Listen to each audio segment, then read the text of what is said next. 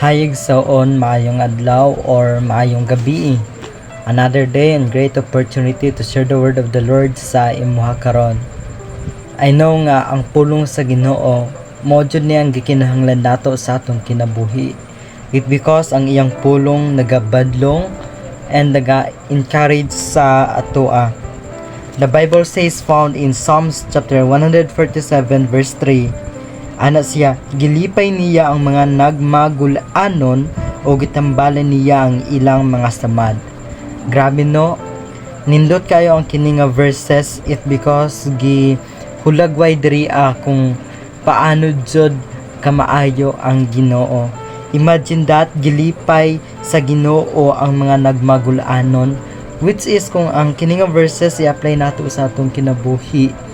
Kini nga situation is naga-base siya sa atong mga kagulanon in life, no, mga kasakit sa kinabuhi, mga failures sa kinabuhi, tanan-tanan it because kung maka-feel ta og kanang failure sa kinabuhi, maka-cause ni siya sa atoa og kanang worry.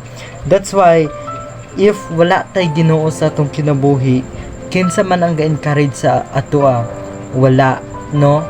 It because ang kanang encouragement sa Ginoo naadjud ni siya kanang kalahian compare no sa encourage sa mga friends nato.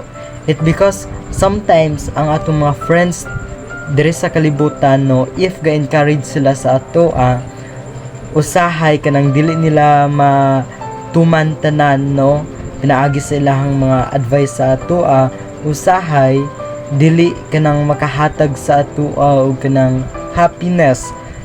In short, kanang ang advice nila sa ato sometimes, no, maka-cause sa ato og trigger.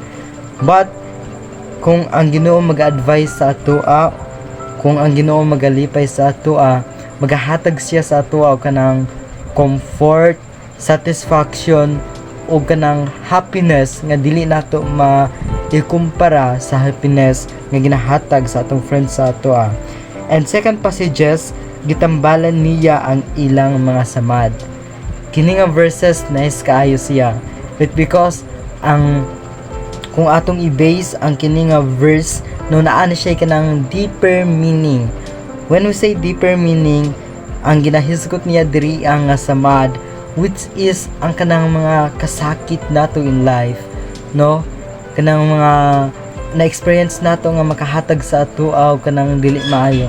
But through God, siya ang magahatag sa ato og kanang medicine to heal our situations.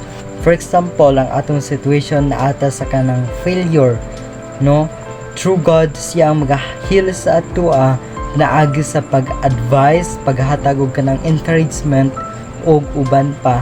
That's why, brothers and sisters, if your situations right now naka sa kanang kagulanan, pangitaa and muduol ka sa Ginoo, it because andam siya mo heal and mutabang sa imuha.